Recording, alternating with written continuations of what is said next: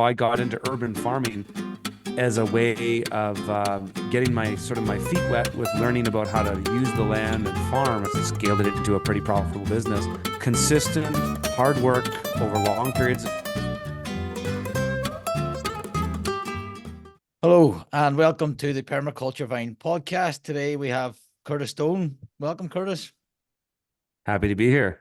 Do you want to just give yourself a quick introduction there, a 30-second one, if you can squeeze all the stuff you do under that? Sure. Yeah. People knew me as the urban farmer. That's kind of how I got my start doing urban farming in a town called Kelowna, BC, Canada. Showed people how to make a profit on a very small piece of land. And I got out of the city during the COVID stuff and got onto a large acreage where now I'm doing a lot more permaculture, broad acre type work.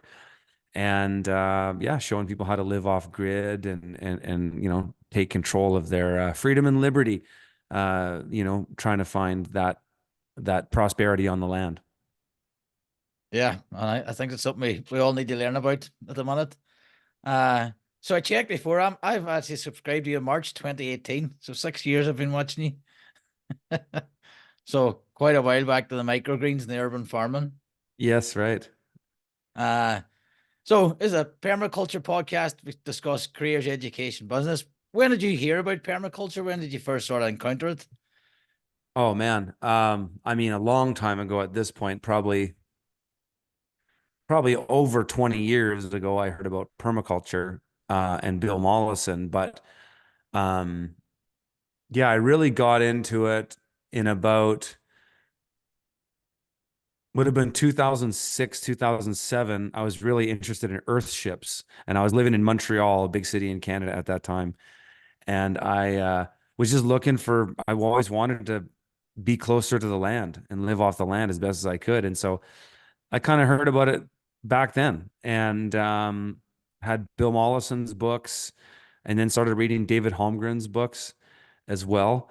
And then, the litany of other great permaculture writers, Toby Hemingway and Robert Hart, his book on forest gardens, that kind of stuff. That's where I started really. Yeah, and then did that influence you starting your and then so you started off, wasn't it, urban farming, growing in other people's gardens? Do you want to tell us a bit about that? And so I was always, my heart was always interested in permaculture and broad acre design stuff, doing all the earthworks and all that stuff, but that just wasn't available to me when I was getting started. So I got into urban farming as a way of getting my feet wet with learning about how to use the land and farm and all that. But it turned out to be a great living as well. I scaled it into a pretty profitable business. And so, yeah, I got into urban farming, people's front and backyards, because it's what was available to me. I couldn't just find land to buy for sure. I couldn't afford that back then. But so I started basically borrowing people's yards, and the deal was I'll grow the vegetables, I'll sell them and everything. And each week I would bring the owners a big basket of veggies that came from all the different gardens, because sometimes I'd have to specialize certain gardens and certain things to get good crop rotations and whatnot. I couldn't have the same mix of everything and 8 different plots. That just wouldn't be efficient. And so I kind of had it organized that way. But I would give them vegetables, and then I turned that into a pretty profitable business. The first year I made $20,000 at it, which was good for a quarter acre of land with no experience. And then I doubled that every year for a few years in a row. And then the farm grew in size and kind of had different iterations in the eight or 9 years that I did it. And yeah, I kind of actually stopped commercially farming in 2018 because my career as a public speaker and teacher and a consultant and online creator kind of took me in a direction that I never thought possible. So I just kind of stayed with that. And then my context physically on the land has changed, because now I'm just off grid in a very rural area. And I've got 40 acres, most of it's forested, and I've got about 8 acres of an area that I have most of my homestead in, all my firewood processing, all my gardens, greenhouses, and all that. So it's different than where it was, but a lot of the techniques and principles are still the same. Yeah. So you brought the permaculture principles into the all the settings you've been in? Big time. Yeah, Yeah. the whole layout of my homestead is all based around basic permaculture design principles, the zones, looking at the zones and how the homestead is laid out, zones 1, 2, 3. That's all in there. Everything I've learned about um, terracing and moving water, I learned from permaculture. Bill Mollison, Jeff Lawton, and all those guys. Darren Doherty, learned a lot from him. So yeah, everything I'm doing now is a lot more permaculture focused than it was in the last 10 years. Yeah. I like the way you started off where you were. Uh, so that's what we're trying to encourage people to do. Start where you are, Yes. use your current resources, uh, and stop looking ahead to what someone who's 10, 15 years ahead of you and thinking, oh, I want that. It's just something I've learned anyway over doing these podcasts, speaking to different people. Uh, so see the way you started, you just went out. Did you always have an entrepreneurial thing? And like, what would you do? What advice would you give for people starting out like that? Yeah. I didn't always have an entrepreneurial spirit. I mean, I learned that I did my day job for many years was tree planting, was planting trees for the forestry industry in Canada. And that's all basically paid for by the logging companies. So the companies that log the areas, they have to pay to replant them. And so there's a whole industry. It's called silviculture. Um, I learned most of my entrepreneurial spirit in that job because that job you get paid by the tree. So it's all make it or break it. Either you work really hard and make lots of money or you don't make anything at all.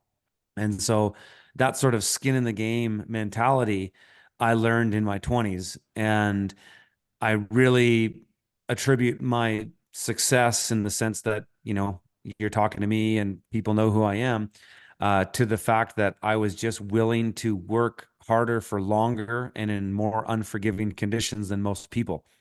And so that's really what I brought forward when I got into farming. Because when I got into farming, I had zero experience. I'd never grown a vegetable in my life. I had zero experience. I went from knowing nothing to just doing it commercially with no transition in between. And it was basically my ability to just tough it out and work hard throughout any circumstance, and push through the hard times, which kind of got me to where I am now.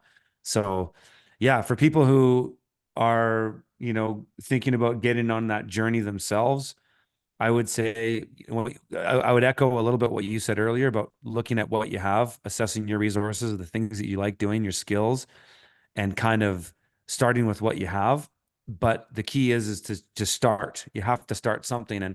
And the problem we have today is that there's so much stuff online, there's so much stuff out there that people really have a defeatist attitude. Because even people today, and it's ironic when you know my history and you know my story, people today comment on my videos, oh, well, nobody can be a millionaire like that. So how is he going to do that? And how ironic is that a guy who started on with very little money, I am where I am today. But it's just a testament to just consistent hard work over long periods of time, going through the toughest of circumstances. That's what it is. So if you get started, start today. It's never too late. But start with something and then just keep pushing forward. Yeah, I doubt if it's what do they say? It's easy to change when you're moving and achieve things when you're moving, or it's hard to get that first step. It Uh, is. but I can't believe people say that because it's like, well, you know yourself the amount of hard work and long days, long hours, the thought you put on these systems. You wrote a book, so it's there in the Yep. book, the work you did. So that is quite strange. But I think somebody else says it's the comment. Oh, it must be nice. Like, Yeah, exactly. uh, Exactly. Yeah, it must be nice. Yeah, I just showed up and all this stuff was here. uh, Thank you. and all, it wasn't like 10, 15 years experience to get the or knowledge or and learning from other people to get to design your own property. Exactly. Well, and Yeah. all the mistakes too. I mean, I made so many mistakes along the way. Even I've made huge mistakes up here on this property. The mistakes are literally 10 to 1. There's one success for every 10 mistakes or 9 mistakes or something like that. And so we only really showcase the things that work. I mean, I have published videos for years where I talk about these are my mistakes. Um, but there's so many of them that if I spent more time doing that, then I would be discrediting myself. Whereas when you showcase your successes, that gets people's attention. but people just don't understand the full context of what it took to get there from the beginning, from very humble beginnings. On the urban farm as well, you had a number of ventures. You wrote a book. So it wasn't just the urban farm, and then you started touring farms. That must have been a good experience for your consultant. Yeah. Yeah, it was. Yeah. I mean, my book came out in 2016. And I mean, prior to that, I'd already been on the road. It was really funny when I started my urban farm because it just seemed like I was at the right place at the right time, and everybody was just so ready for this kind of thing that after my first year of farming, I was teaching workshops down in California. I was literally, after 1 year of farming, being invited as a bona fide expert to come and teach workshops. I think it was, I'm a fairly personable guy, and my background in music kind of lent itself to me being a performer in some ways, and entertaining people, but also having the capacity to communicate the ideas well. And so, yeah, many years before I even wrote my book, I was already on the road, speaking in the United States primarily, and doing all kinds of consulting gigs.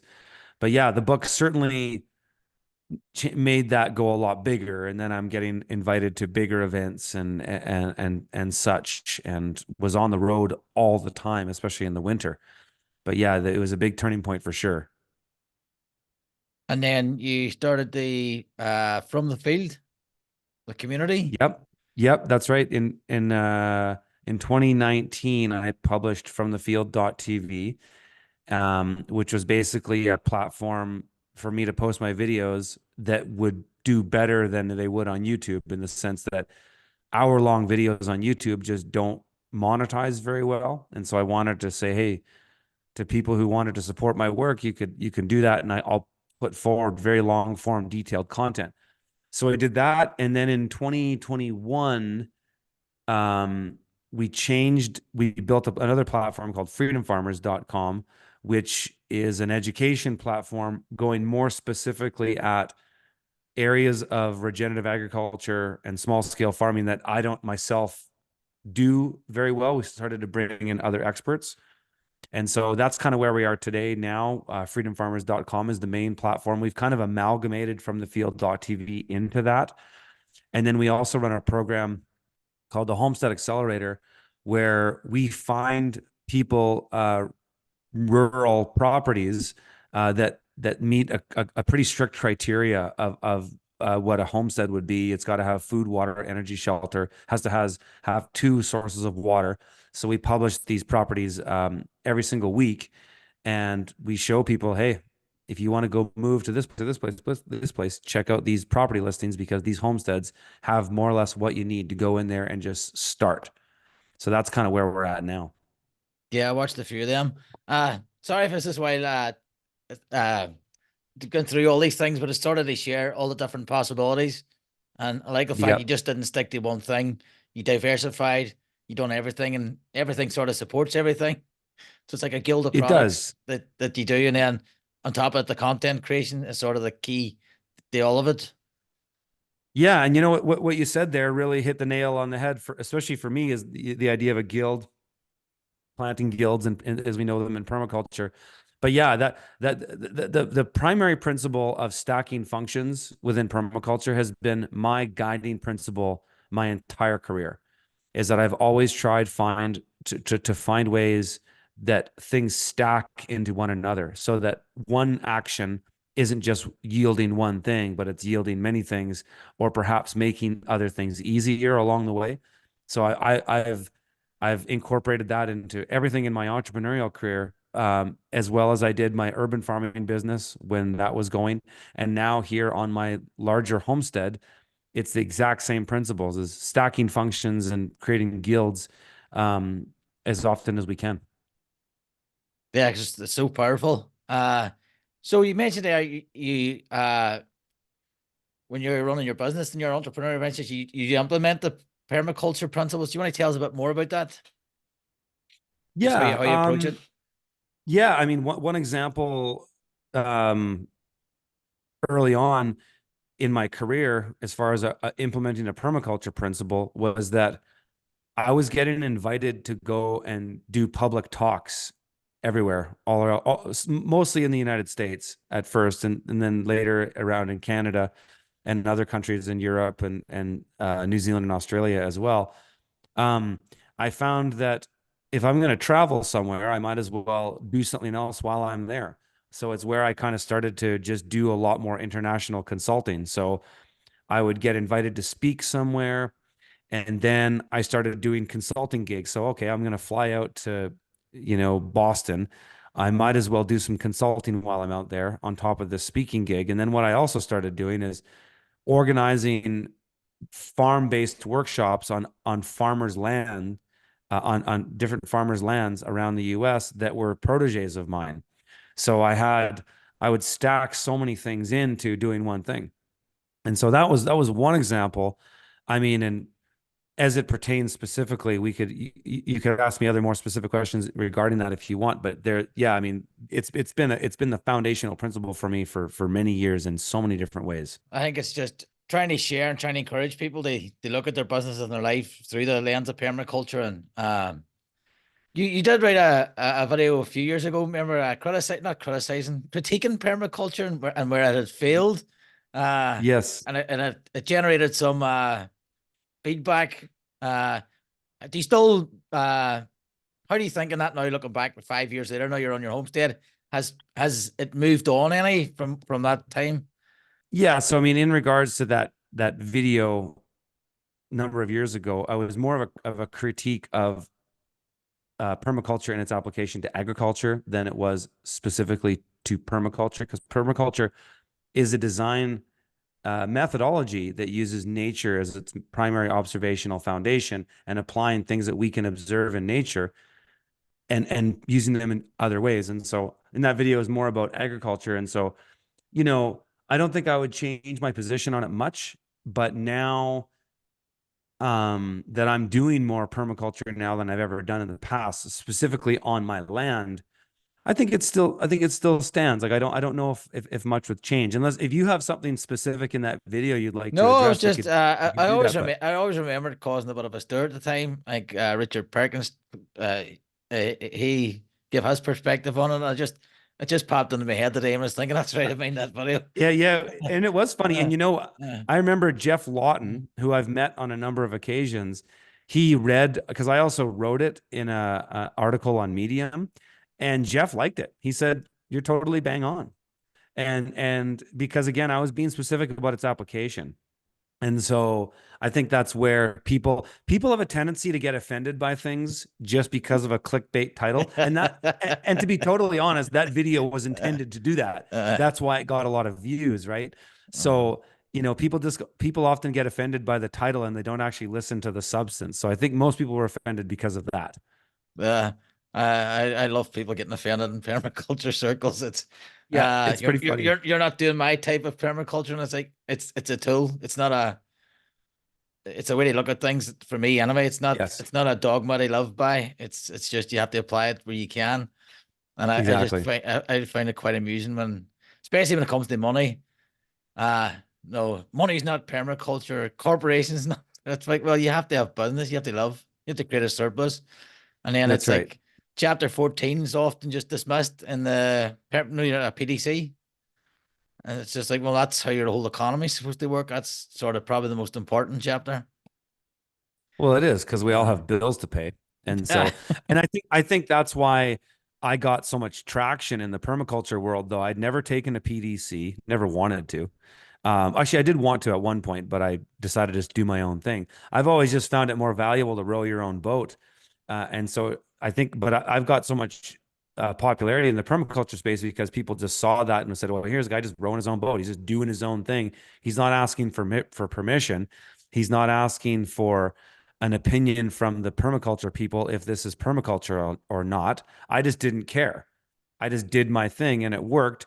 And a lot of permaculture people came over to my side in the sense that they saw, well, it's better to make some money for your living doing something you like. Sure, it might not be the ultimate articulation or expression of permaculture as we've seen it in the permaculture design manuals and things like that, but it's better because at least you're making money and paying your bills doing something that's close than trying to make a career as a PDC instructor, right? Which is most people don't succeed at that.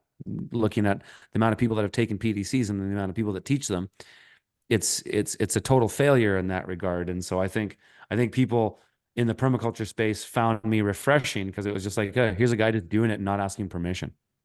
And then now you're, as you said, you're practicing it more fully on your own property. So Way more now. you've learned all that knowledge, and you wouldn't have got there if you had a just wanted to be a purist or Exactly. And that's the thing that's where a lot of permaculture people get stuck up, is trying to be purists and trying to set these unreasonable benchmarks of what constitutes a good permaculture design. People get so hung up in their own limiting beliefs instead of just like looking at these things as tools and that we can use them at our discretion.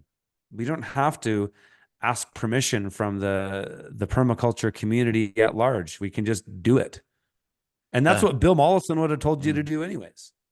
yeah, do it, fail, do it again until you That's right. succeed. So what's the biggest so moving on to your property now that we are, have you learned any big permaculture lessons through failure or success on your property? Yeah. Oh yeah. Many. Um, oh man. Even though I took a lot of time to observe, so when I bought this property, I bought it in the fall of 2020, September 2020. I bought this place. I didn't move on here full time for a full year because I had to sell my house in Kelowna before I could move here full time with my family. But I did work on it. Like we would come up here because there's a little house that we still live in. We're in the middle of building, you can kind of see a bit of my construction over here. We're still building our house and all that. I knew that time and observation was very important. I knew that really from the foundational Bill Mollison texts that talked about spending the time to observe and interact with a physical place and see how the seasons change and things like that. I did that. But in a way, I wish I would have done that longer with some things. I made some decisions too hastily, thinking that I'd put a garden over here or I'd put a greenhouse or a structure over there. And I modified the landscape too fast. Whereas I could have done way less at the beginning because there's some things I needed to do right away in order to be there. And that's a given for most times that you're on. If you buy a property, you have to do something to get there. But I wish I actually would have done less at the beginning opposed to more. I went too hardcore at the beginning because the COVID lockdowns were happening and stuff. And I was a little bit nervous that I might not have an opportunity to do any of this again because runaway inflation, the building materials were 3 times what they are now. I did too much at the beginning, whereas I could have kept doing stuff. I could have kept working. I could have kept busy. I could have kept spending money, but I could have spent a little bit more time. And if I'd seen another season, a full year on my property, I would have made some better decisions. And, taking some areas with trees down, I regretted doing. I shouldn't have done it so quickly.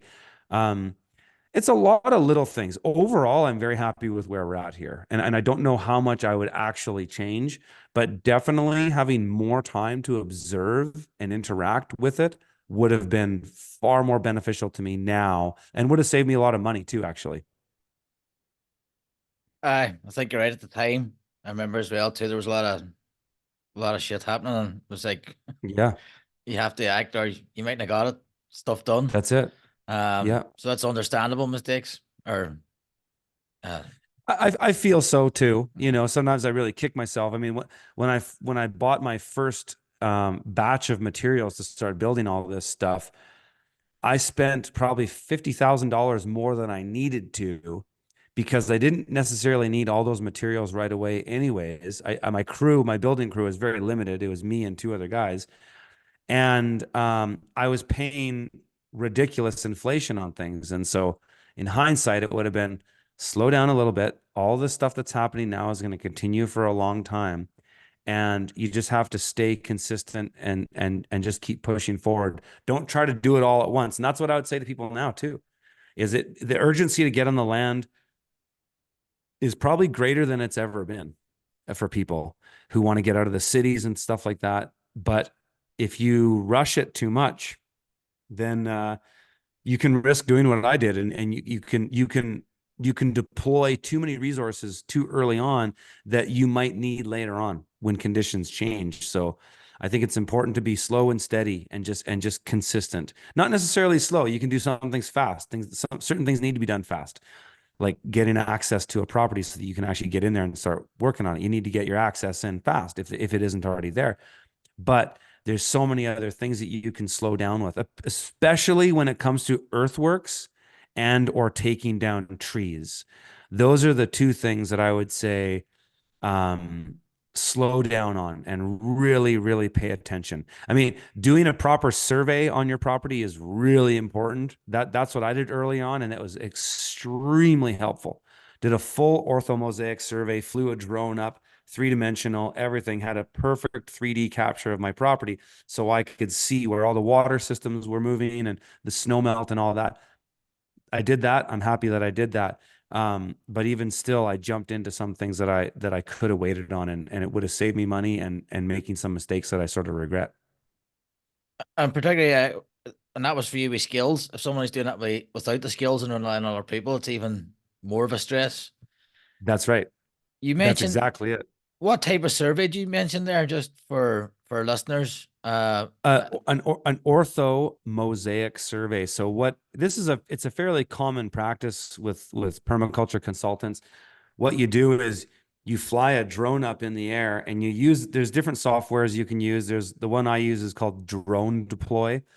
And what it does is you basically get you start with a map on Google Maps and you find your property on there, and then you plot out the area that you want to capture. The drone goes up in the air and it flies in a systematic pattern over the area that you've selected, and it takes a photo every 2 seconds in the same stationary position so that it triangulates from each photo to get a 3D rendering of all the topography on the land. So if the land doesn't have a lot of trees, it's extremely accurate.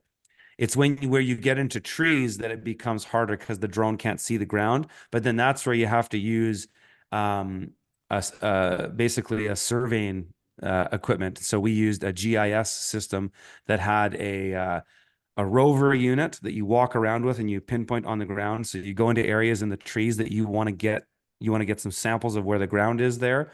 And then there's a base station unit that's up at a high point that you have visual line of sight from, and then it triangulates between satellites.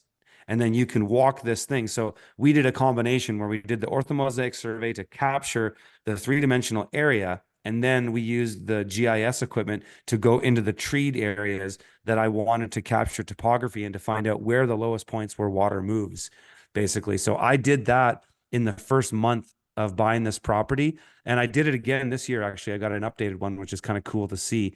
But so worth your time if you're on broad acreage and you want to make some critical decisions of where you want to move water for in terms of harvesting or storage, or it could be in terms to move it away in the case of, say, drainage.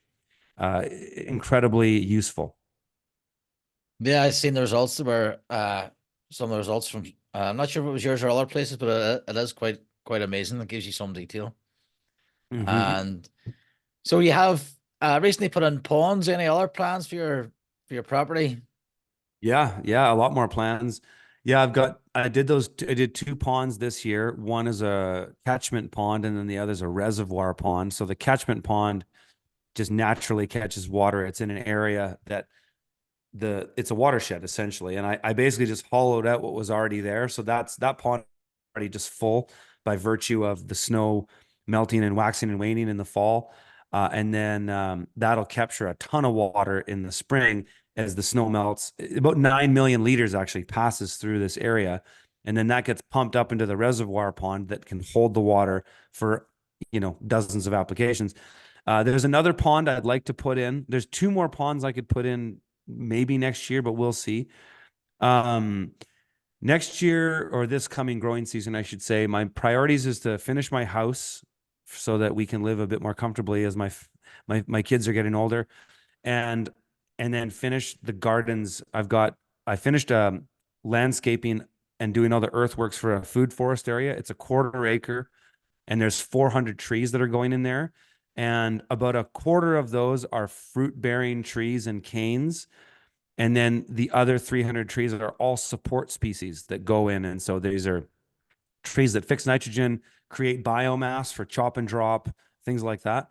And so that's all. Those trees are all going in March. That'll be a big move. I spent all summer doing the earthworks because this piece of land is terraced on a southeast slope. It's terraced, and then there's these they're not swales, they're terraces that are slightly off contour so that the water drains out in one direction when we get big rain events. And so I'm going to finish that. And then I've got one more garden terrace to finish, another 3,000 square feet, which about for garden areas. And then I'm going to be putting a high tunnel, another greenhouse on that. And then I'm going to build another greenhouse that's going to be used for drying firewood to quickly dry firewood in the summer. And then that will be most of the garden stuff. And then from there, it'll just be a lot of beautification landscape.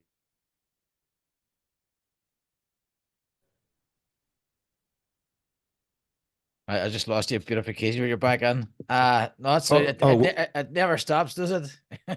no, it never stops. But Uh, that's what I wanted. I knew that buying this property and doing this would be probably a 5-year endeavor to really get it to where it's, say, 90% complete, and it's operating and we're using it, and it's increasing our lifestyle.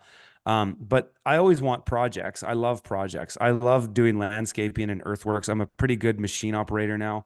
I have my own 4.5 ton excavator that I'm a very good operator at, or good enough that I can do most of the work myself now. And so that's the kind of stuff I like doing. It's fun. But when I got here, I prioritized the food. Like my food gardens, my electricity system, my off-grid system, and my water systems were done before my house, because I understand the priority of those things more than living in a nice house.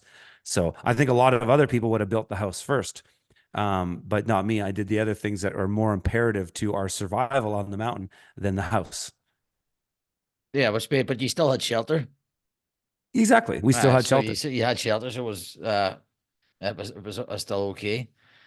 That's right. Um, so just to go back to the business side of it, particularly the online side of it, you have a number of online businesses, courses, and how do you manage all that? Do you have a team, or did you start doing it Yeah. yourself and then get a team?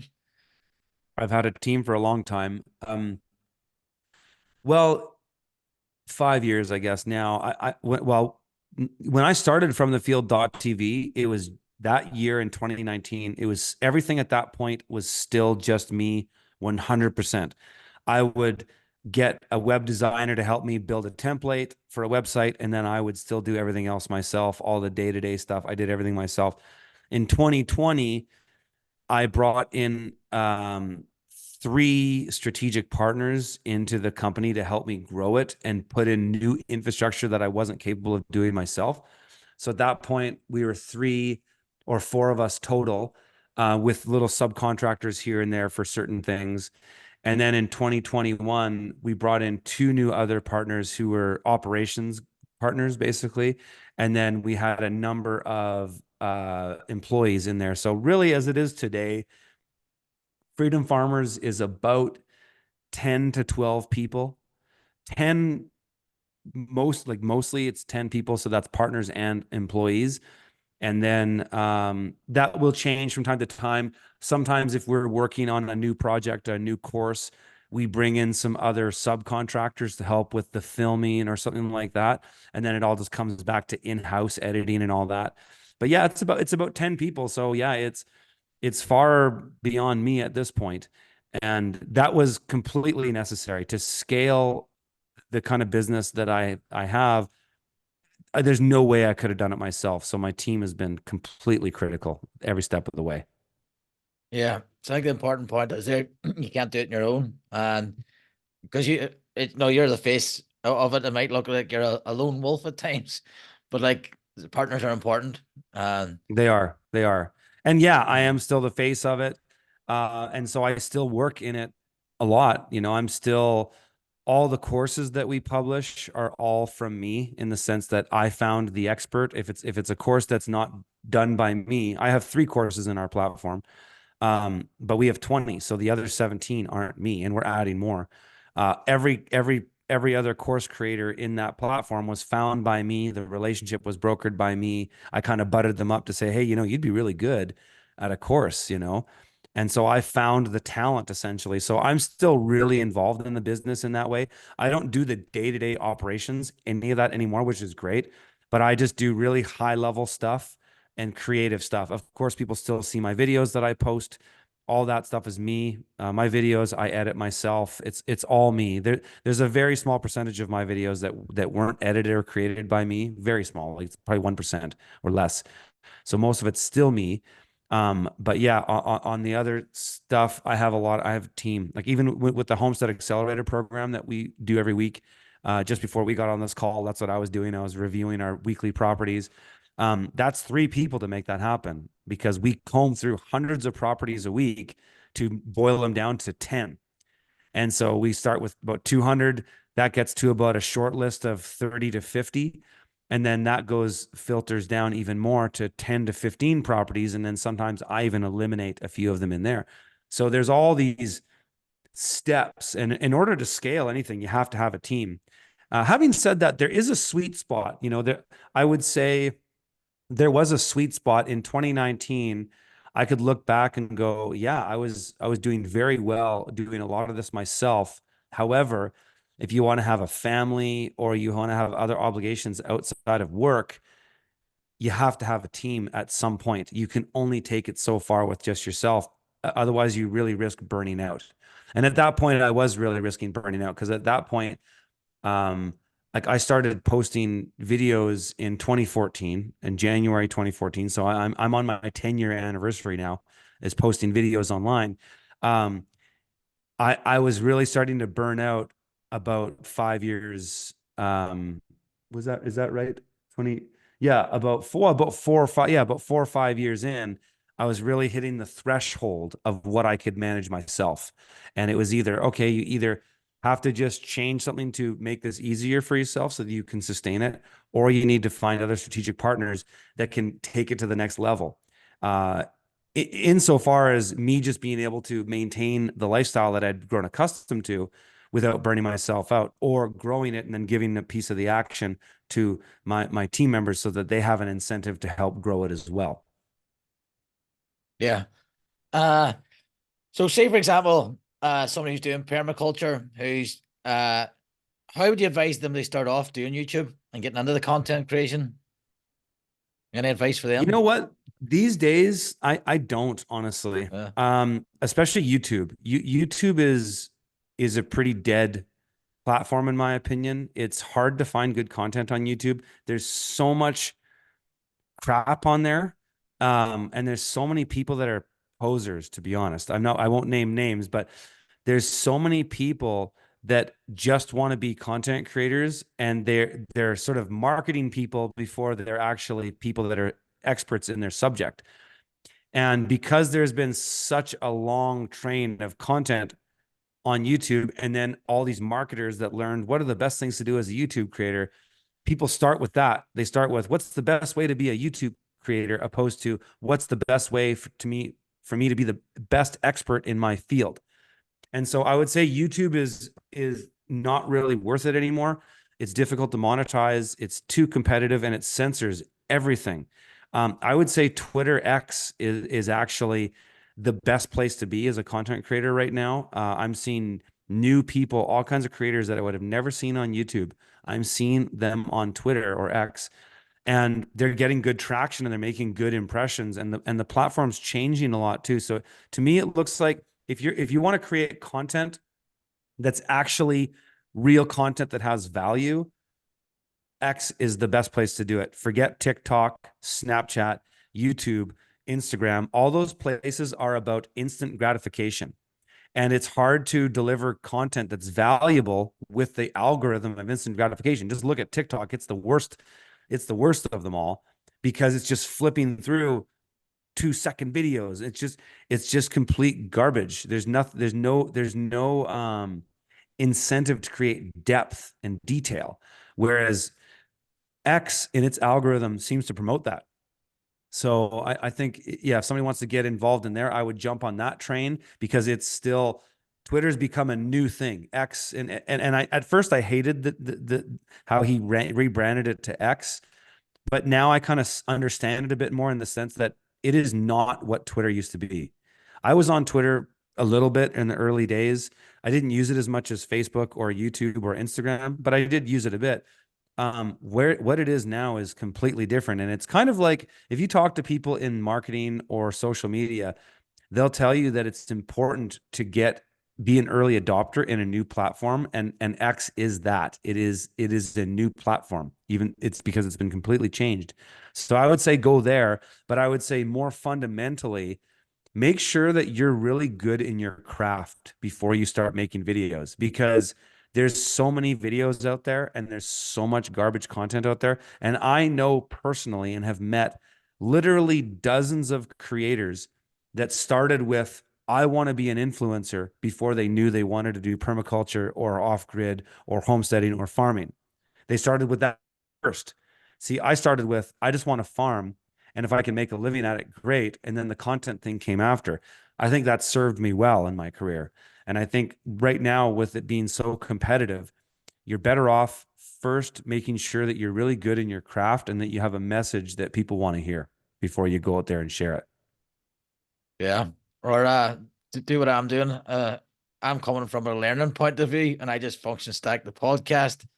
Like I would never get to speak to the people I do if I wasn't doing a podcast. So I use it as Sure. I use it as a vehicle to learn and Yeah. try and nurture them relationships. So uh, Well, you know what? uh That's why I started on YouTube. When I first started on YouTube, I didn't even know you could make money at YouTube. I had no idea. For years, for 2 or 3 years, I didn't make any money on YouTube and didn't even know it was a possibility until this one year I was down in Southern California teaching some workshops, and a guy I kind of knew of, he said he was making $500 a month at YouTube. I'm going, are you kidding me? He's making $500 a month on YouTube. Okay, I can do that. But I was primarily motivated when I started to just put stuff out there so that it would bring people to me to learn from. And it did, because experts reach out to one another. And so I got exactly what I wanted, much in the same way you're running your podcast. Is it was an opportunity for me to meet people that were my peers and doing something similar so that we could exchange ideas, basically. yeah. I do enjoy X. A lot of time for me, it's like it's late at night. It's like 1 or 2 in the morning here because of the time difference. So that's only Right. a bad thing. And I think you and the guy you were chatting the other night, Smith, sometimes has Yes. stuffs on late at night. And I was supposed to go on. He done a PDC over the summer on X, which was but then I couldn't get to speak because I was driving home from work. Oh, geez. So uh so it's just I think he said he struggled to get permaculture people on X. Um Yes. so I just tend to post on it rather than actually engage in conversations because for me typing, by the time I've typed it and rewritten it a few times, I'd rather just talk. Sure. And that's where the spaces come uh, in, and yeah. also where the video element of X is changing very, very quickly. I'm already seeing it in real time as I am using the platform. It's happening. And so that's all going to change, and you'll be able to navigate it at some point soon, just like YouTube, where you can just go to videos and just see that. So that's all coming, that from what I hear. So yeah, but Uh, for me, I like the words. I think so much of social media has gone away from the written word and just gone to instant gratification, like Snapchat and TikTok.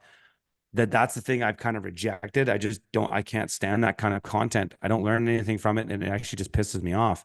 And so I'm liking X in that regard, is that I'm kind of getting the best of both worlds. I can write if and when I want to, but I can also just publish videos if I want to as well. yeah. I must jump on a space so when I see he's on there. Uh Curtis, thanks very much. It's been great having you on. And Yeah. any parting words of wisdom? Yeah, I would Uh, say um, it's never too late to start anything, and you just have to start. It's the hardest step to make is to start, but then every step from there gets easier, and the decisions get easier the more you start making decisions. So the first decisions are the hardest to make, but then once you've made decisions and you're standing on a foundation of previous decisions and actions, making decisions going forward get easier because you understand your own context better. And I would say, in a roundabout way, that really is what permaculture is about in so many different ways. If we think about a design science based on nature, what we can observe in natural systems, we can apply all these things to our own situation. But it always comes down to your context. And what I always like to leave people with is, don't compare yourself to me or anybody else. Only compare yourself to who you were yesterday. And then that is a great benchmark to measure your success. and that's great advice. I would definitely second that. And for me, I always say start where you are, do what you can, just do something. Because you'll know whether you like it or not, or you'll be able to move on from there. If you're standing still, you're going backwards, basically. Yeah, uh exactly. Thanks very much. And for listeners, that was Curtis Stone. And we have a course out at the minute, PDC to Professional, where we're teaching digital design. So it's basically if you like to draw or sketch your designs and you want to learn how to do them digitally and learn some technology as well along the way, the links in the description. Uh Curtis, thanks very much. My pleasure, brother. Yeah.